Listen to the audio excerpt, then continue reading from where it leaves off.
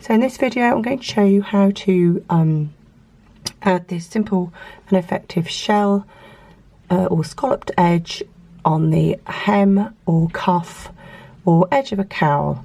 So something that you know, is sort of cylindrical, I suppose you would say. So I'm going to put the shell border on the edges of these traditional granny squares. In this video I'm showing you what to do if you are trimming a hem or a cuff or something that's worked in the round. So the first thing we need to do is crochet a kind of set-up row.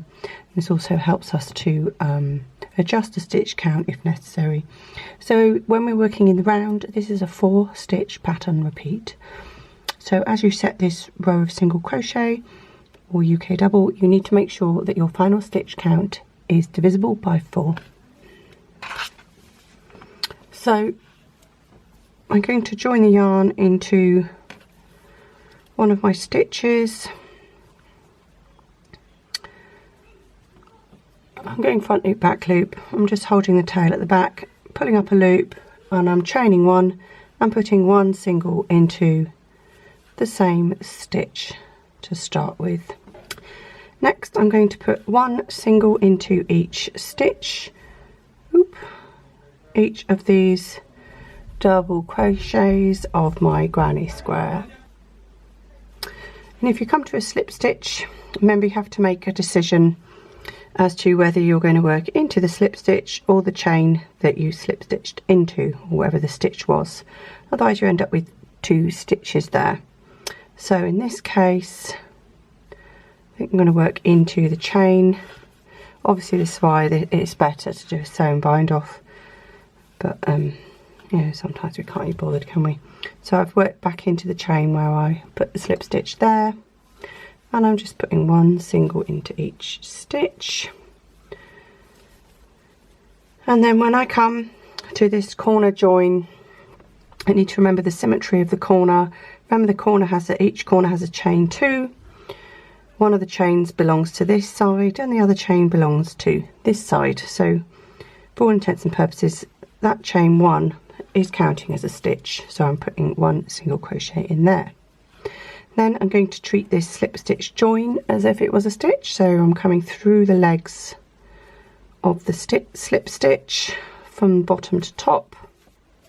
If you've done a slip stitch where you can see the top of the slip stitch, then obviously you'll just work into the top of the slip stitch. And again I've got another corner here, so I'm working into the chain 1 and then one into each of these stitches until I get to the end. So let's just have a quick look what that looks like. It should be looking something like this. It's just like a little setup row that also helps us at this point. We can rectify any problems with stitch count. So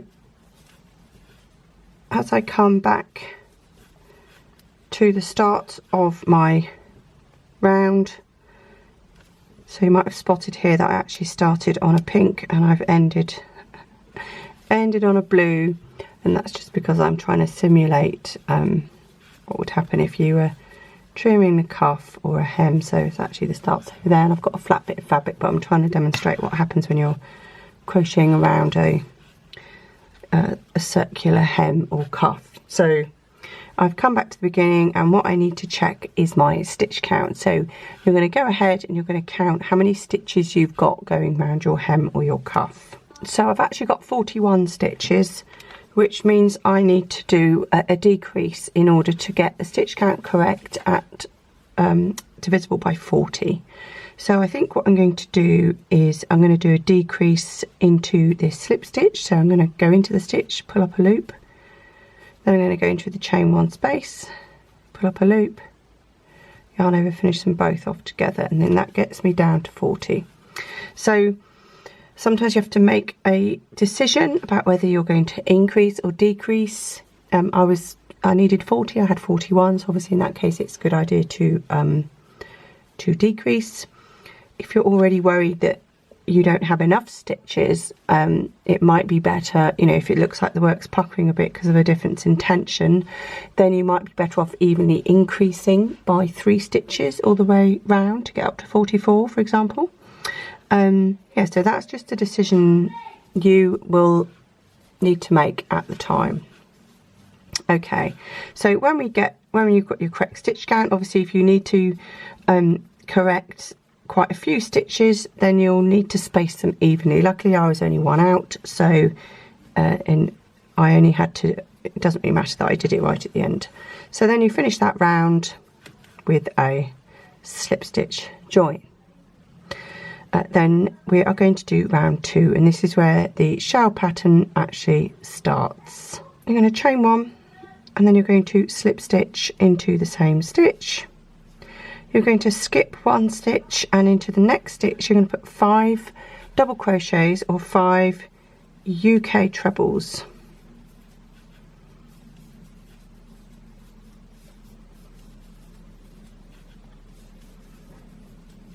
Then you're going to skip a stitch, and you're going to put a slip stitch into the next stitch. So you end up with a little shell like that. Then you're going to carry on in the same sequence. Skip a stitch, 5 double or 5 UK treble in the same stitch.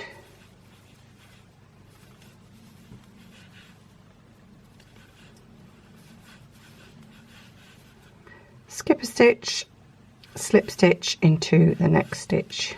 Skip a stitch, 5 doubles or 5 UK trebles in the next. So you should get the general idea. I'm just going to go ahead and get back to the end of my round.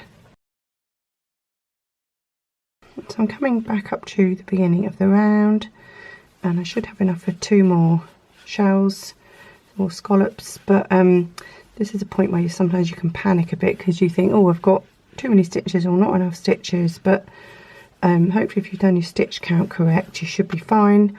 And don't forget what's going on at the start here. Very often people panic because they think they got an extra stitch, but if you remember what went on here, if we go backwards, you've got your shell here obviously, then this is was where I did a slip stitch, and then I got a little chain 1 there that I made, and then this one here, that was the actual slip stitch I made to join the round.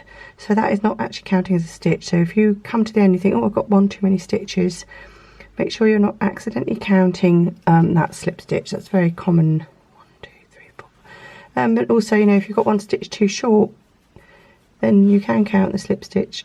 You know, it's up to you really. Okay, so in theory I got skip 1, 5 into the next, that's 2, that's 3, that's 4 and 5, and then I should have one empty stitch. I got the slip stitch join from the previous round, and then I got the top of the slip stitch there. So I'm just going to slip stitch into the, oops, she says, into the top of that one, and I'm going to fasten off. You can also do a sewn bind off if you like, it's up to you really. I probably would normally do a sewn bind off for the end of a seam, depends what it looks like really. So this is what it should be looking like. Obviously this is just a sample. I've tried to demonstrate how to do it in the round, although I'm not actually crocheted on a piece of fabric that's in the round, but you hopefully will get the general principle of it. Anyway, I hope you enjoy that. I have got another video for how to do this, you know, round a corner. So if you've got a blanket and you want to go all the way around and you've got corners to deal with, so check that out as well. Simple, easy and pretty attractive border.